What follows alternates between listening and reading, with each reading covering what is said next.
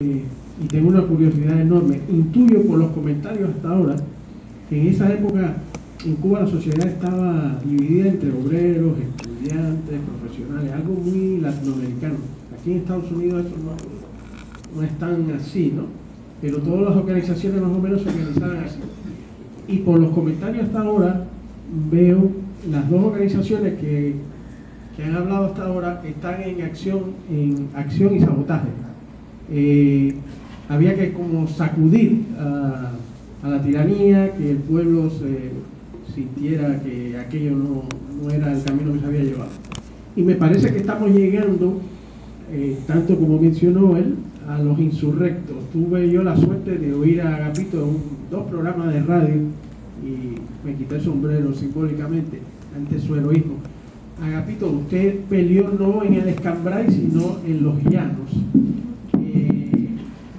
En toda la historia de Cuba hay muchos alzados, en todas las épocas.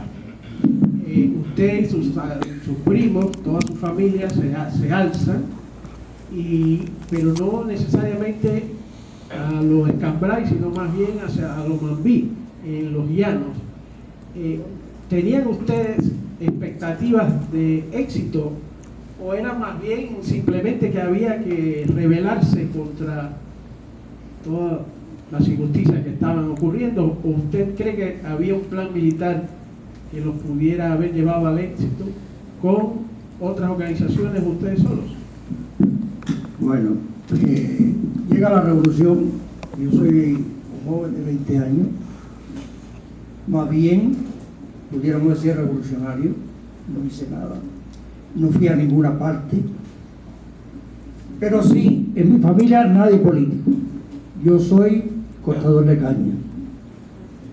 Entonces empecé a observar lo que estaba sucediendo en el triunfo de la revolución. Lo que sí siempre hicieron de todo fue Fidel Castro por suerte. Puso bomba, hizo sabotaje, mató militares, tumbó puentes, quemó carros, hizo de todo. Cuando llega el día primero, el alcalde de Corralillo había hecho mucho por el Corralillo. Se fue, vino por los Estados Unidos. Todas sus propiedades fueron intervenidas. Arturo Molina, que era un constructor, hizo lo mismo. La mejor casa que tenía Corralillo era la casa de Arturo Molina. Y la cogieron para la jefatura de la policía, habiendo una jefatura. El teniente Álvarez, ok, el teniente Álvarez era teniente, no se dejó agarrar, que era lo que ellos querían, titularlo y vino por los Estados Unidos.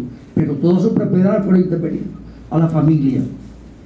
Yo, que no estoy en nada, me pongo a observar qué es lo que vienen haciendo. Mientras uno celebra el triunfo, otro corre para salvar su vida y otro tiene que venir para los Estados Unidos a tratar por todos los medios de salvar a la vida. Entonces viene la intervención del Central Ramona, el cual yo trabajaba. Pues yo tuve cierta duda con el Central Ramona porque hicieron algo que no debían con los jornales, no pagar lo que decía. Pero Fidel Castro en persona fue a intervenir en la finca La Sierrita. Yo nunca he trabajado con esa gente, nunca más. Pero muchos amigos míos, tíos míos trabajó, y muchos primos míos con ellos, con Grau, con Batista, con Fidel Castro, pagaban lo que decía la ley. Esa gente nunca tuvieron fuera la ley. 305 caballerías de tierra en plena producción, potreros para los caballos, cría de ganado, cría de caballos, barracones para los obreros, y era una herencia de familia de 7. ¿Por qué la intervienen entonces? Si está en plena producción y siempre estuvieron dentro de la ley. Eso fue lo que me motivó a empezar a conspirar, porque digo y mantengo, cuando uno ve que el que tiene se lo están quitando, ¿cuál es el motivo? Porque todo ser humano lucha porque los hijos no pasen los trabajos que no pasan. Cuando yo empecé a trabajar con 5 años al lado de mi papá, a chapear los patojos del Marabú. No me pesa, ayudé a criar una familia. Ahora bien, yo creo que todos los seres humanos, todos, luchan siempre por mejorar. Que no puede llegar, ok, pero tenemos que ser inconformes siempre, un poquito más adelante. Entonces, ya sé que hay que conspirar. No hay camino porque ellos no han dejado otro camino. No hay elecciones, no hay posibilidades. Entonces, ¿qué es lo que están haciendo ya? A una serie de militares lo están tratando de rodear. ¿Para qué? Para atraer personas que no pueden reclamarlo. Personas que no hicieron nada. Personas que no supieron lo que era la revolución. Como estaba hablando él, la mayoría de los jefes que teníamos nosotros, de los asados, fueron desprendimientos del ejército rebelde. Ahora bien, nosotros que no sabíamos lo que era armas, ni política, ni nada, ni sabíamos que Campito, que era capitán del ejército, se iba a asar. Entonces empezamos a organizarnos nosotros, nos alistamos en la primera milicia.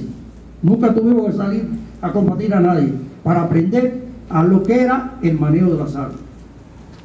Entonces nos alzamos ya con un rifle, una cuarta escopeta que lo llevamos, y en eso ya Campito también se alza, el cual si recibimos un desembarco de armas, nosotros recibimos 105 armas de los Estados Unidos, M3, Garand, M1, 30, Brawley, varias pistolas, y sí tuvimos armamento, y nos unimos a Campito, que se alzan ellos también, y ahí estuve por más de 3 años alzado, al mismo tiempo que estaba alzado en el Cambrai. Yo me alzo el 2 de octubre de 1960.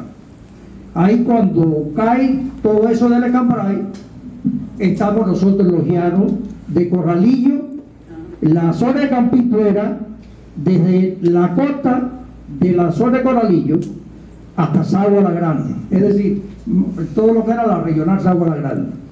Cualquier asado que hubiera ahí, Tondique, yo llegué a estar con Tondique, con Claro Pellinero de Honor. Eso estaban comprendidos en la zona de Campito, y el Campito era el jefe de todos esos grupos.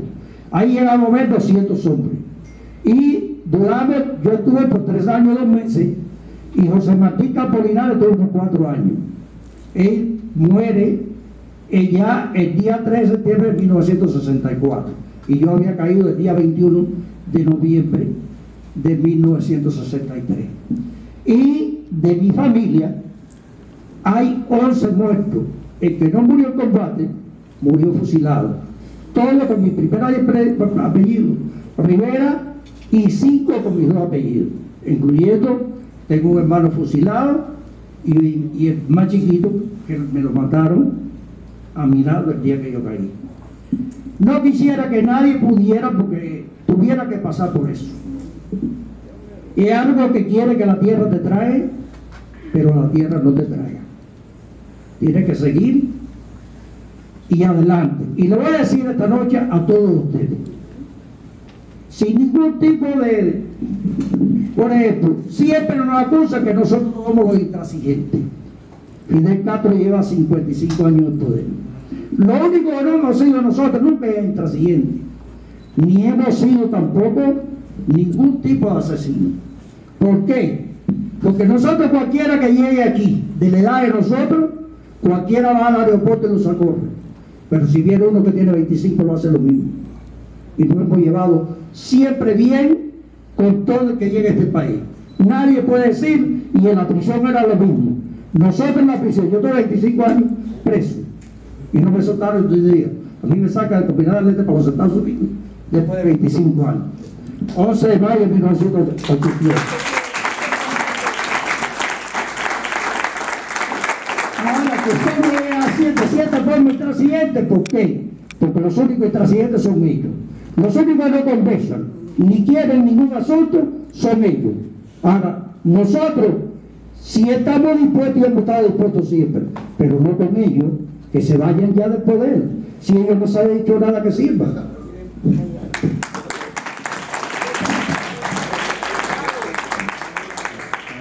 Siguiendo la pregunta original de Frank, ¿qué posibilidades ustedes le vieron de triunfar?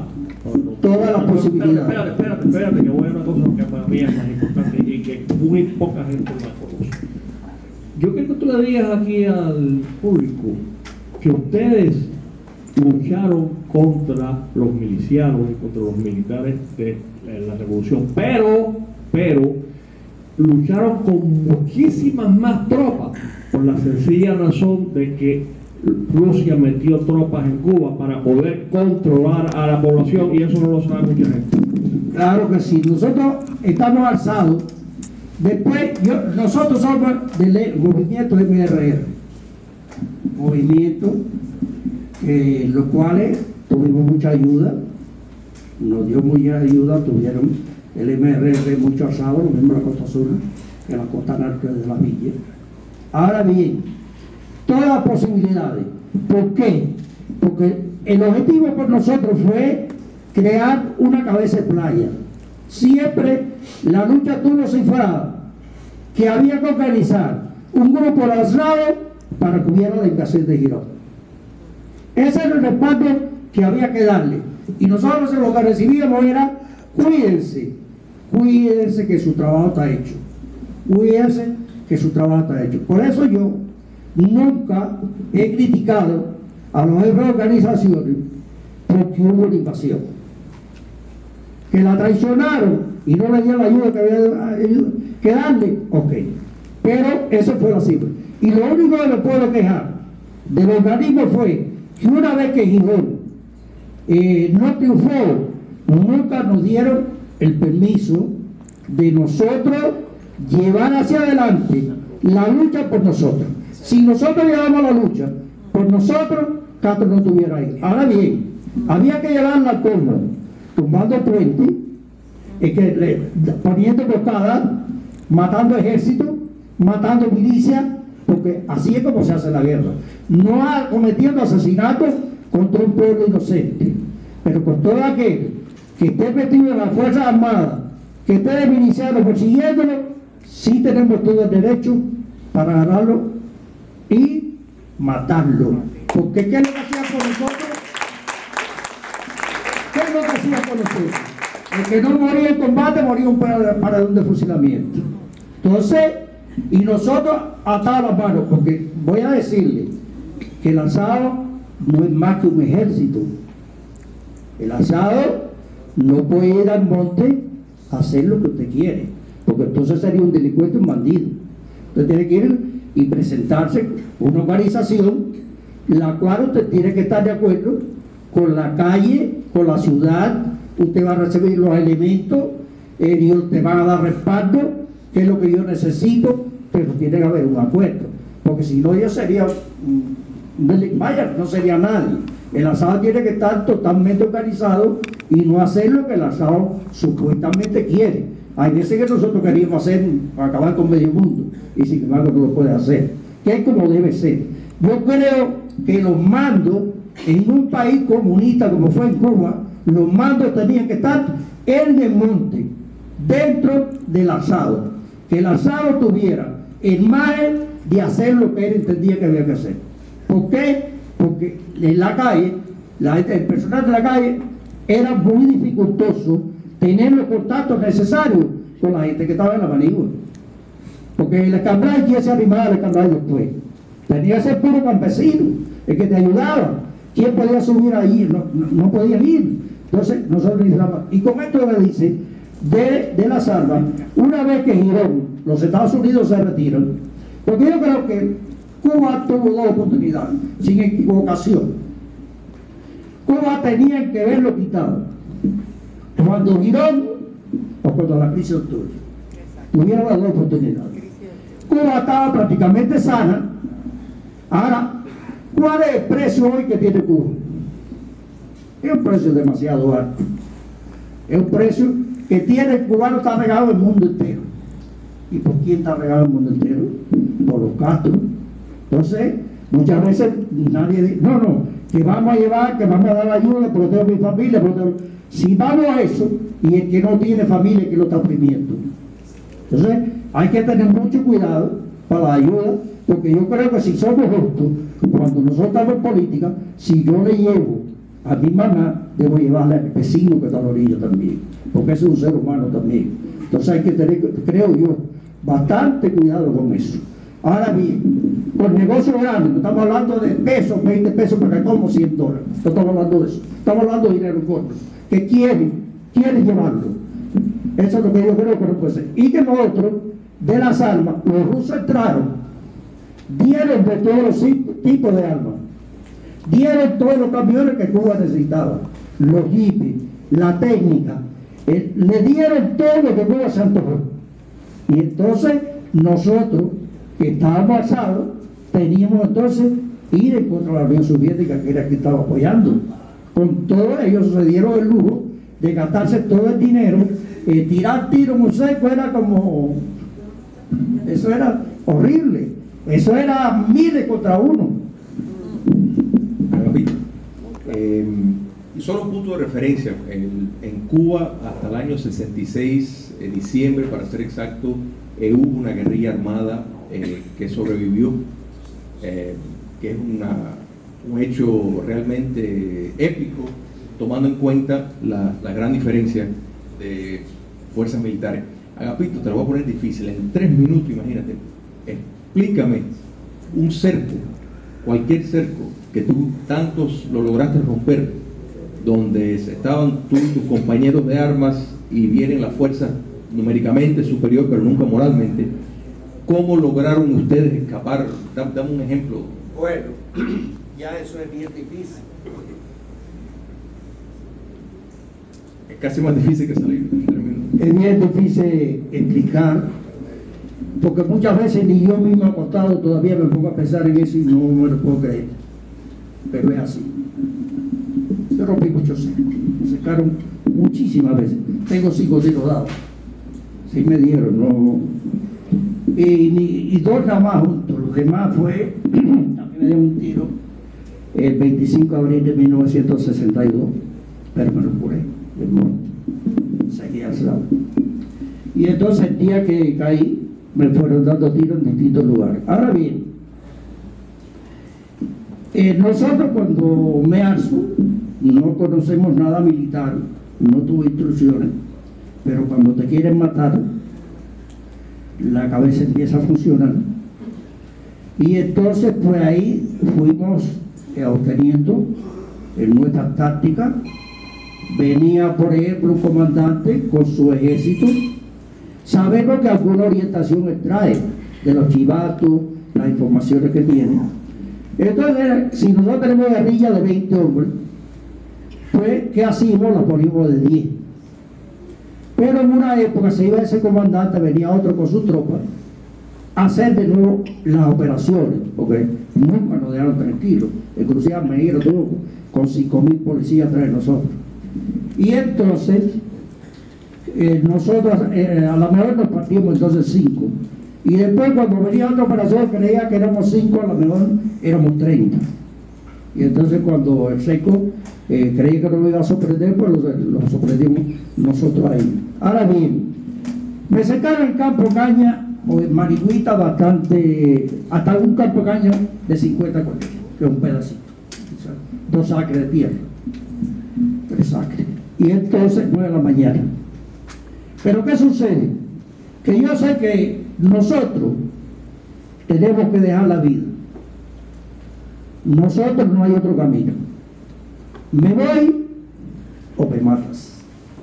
Entonces, por ejemplo, ellos traen la camionería, te sueltan el ejército, te rodean ese campo de caña, porque si es un cerco grande, con más amplitud, te echa chiquitilla es otro entreseco, para cuando tropieza con esa chiquitilla, ya eso le está avisando al seco afuera que ya tuvieron, que están ahí, y entonces ya te están esperando. Ahora, ¿cuál es en esto poder sorprenderlo a ellos? Y muchas veces logré sorprenderlo, porque como estábamos alzados en llano, yo no puedo esperar ni un minuto. Ellos siempre que terminan de cercarte, formaban una gritería. Cuando ellos formaban esa gritería, porque la mayoría de las veces ningún colaborador podía llegar a avisarme que me estaban cercando. Cuando ellos mismos forman esa gritería, que ya el peine va a empezar a buscarme, porque ellos tiran el seco, Entonces te echamos pena quien va adentro a peinarte para rinconarte contra el seco, sacarte de adentro. Y entonces cuando yo sentía la gritería, yo sé que estoy cercado.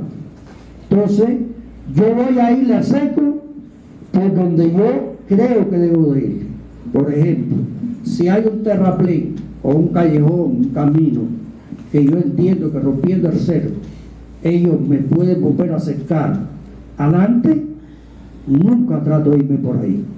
Ahora, si el octágono está, por ejemplo, a 2 kilómetros, hay un terraplén, pues por ahí es por donde yo busco irme, porque antes que yo levante y me vuelva a acercar, ya yo brinqué ese octágono. Y entonces, eso era lo que nosotros, por donde nosotros tratábamos de romper, y sí, casi siempre fue así, porque ya ese día, después que yo rompa el seco, en los llanos te voy a echar el día delante de la milicia, porque entonces ellos te caen atrás. Entonces, muchas veces pues coger manigua y en vez de llevar el rumbo que tú llevas, pues cambias a la derecha o a la izquierda, y ellos siguen buscándote y ya tú coges otro rumbo y no vuelven a dar contigo. O a lo mejor sí, o a lo mejor vuelven a volver a entrar en combate. Y eso, rompí mucho cerco, es algo que te tienes que lanzar, te matan o te vas. Y nosotros tiramos. Sí, no había más remedio que defender. Ahora, un seco, por ejemplo, cuando tú llegues y trata de sorprender, ese miliciano quiere que la tierra se neutral. A mí me tiraron los tiros por miles. Y resulta que ahí mismo, ellos han acostado. Y nosotros allí ven que me están echando el marabú arriba. Entonces los suspiros, tú ves el humo que sale por ahí para allá. Sin embargo, nosotros estábamos parados ahí mismo, enredados con ellos. No me puedo ir por aquí, tanteé por aquí, luego tanteé por aquí. Y cuando le dije, no, por el centro, le dije ya por el centro, pues por ahí nos fuimos. Ahí está. Pero Dios es así. Dios ha querido que yo esté aquí todavía. Porque después para el fusilamiento. A mí me tiraron los tiros a quemar ropa, a como quieran. Y mírenme aquí.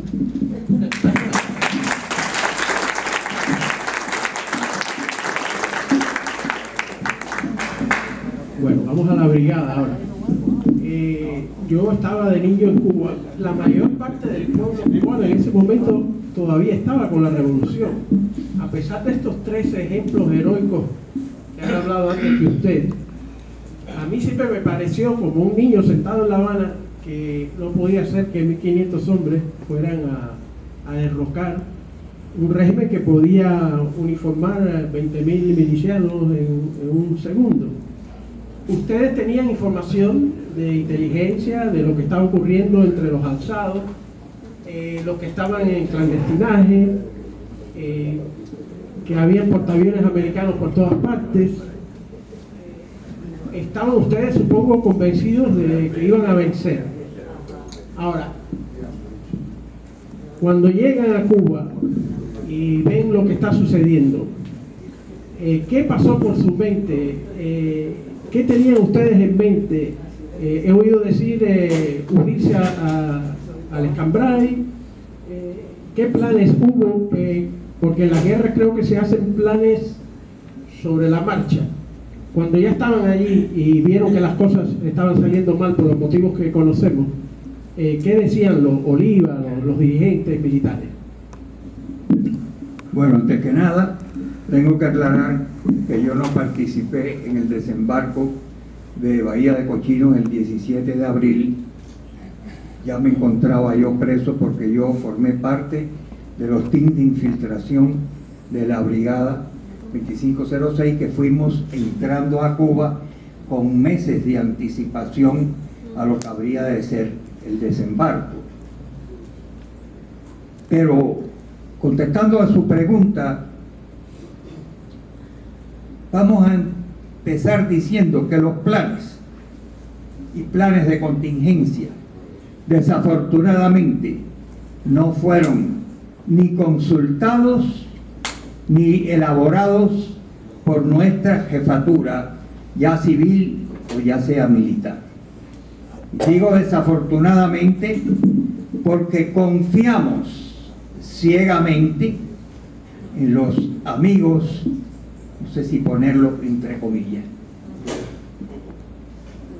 La promesa era que íbamos a ser dueños del aire cuando se produjera el desembarco. Teníamos hombres, como ya les dije, de los teams de infiltración que estaban unidos unos al clandestinaje y otros a grupos guerrilleros infiltrados de la brigada. Y supuestamente cuando se produjera ese desembarco se iba a activar toda esa red de respaldo integrada por el clandestinaje con sus distintas organizaciones que estaban intactas todavía y con los grupos guerrilleros que permanecían en Cuba. Supuestamente serían avisados para poner en movimiento todo ese andamiaje de resistencia interna. Inicialmente el plan fue un desembarco por la bahía de Casilda, dada la cercanía del aeropuerto de Trinidad, que era muy necesario para los futuros aterrizajes de los aviones de la brigada, y además otro factor, la cercanía con el Escambray.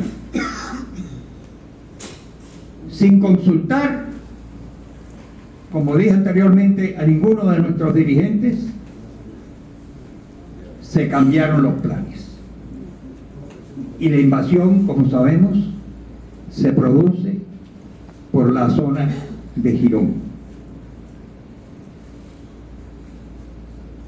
El control del aire que nos había sido prometido no existió. El control del aire, debido a la falta de acción de nuestros aliados, fue de los aviones que quedaban de Castro. Supuestamente los aviones de la Fuerza Aérea de Castro iban a ser destruidos en tierra con días de anticipación a la invasión de la brigada. Se produce el bombardeo el día 15 de abril de la base militar de San Antonio y Santiago de Cuba, donde algunos, muy pocos, de los aviones de Castro son destruidos. Estaba planificado un segundo raid aéreo para destruir el resto de los aviones. Pero el señor embajador de los Estados Unidos en las Naciones Unidas, Adlai Stevenson, al enterarse de lo que él había dicho primero, no era cierto de que los aviones que habíamos bombardeado el día 15 eran desertores de Castro, sino aviones nuestros, le pide a la administración que o paren esos bombardeos por venir, o él renuncia a las Naciones Unidas. Ese es un factor importante. Cuando nuestros hombres desembarcan con nuestros gloriosos aviones defendiéndolos, aviones que tenían que hacer el recorrido desde Puerto Cabezas en Centroamérica hasta la zona de Girón, aviones que tuvieron y regresar, tuvieron que quitarles la artillería de cola a los B-26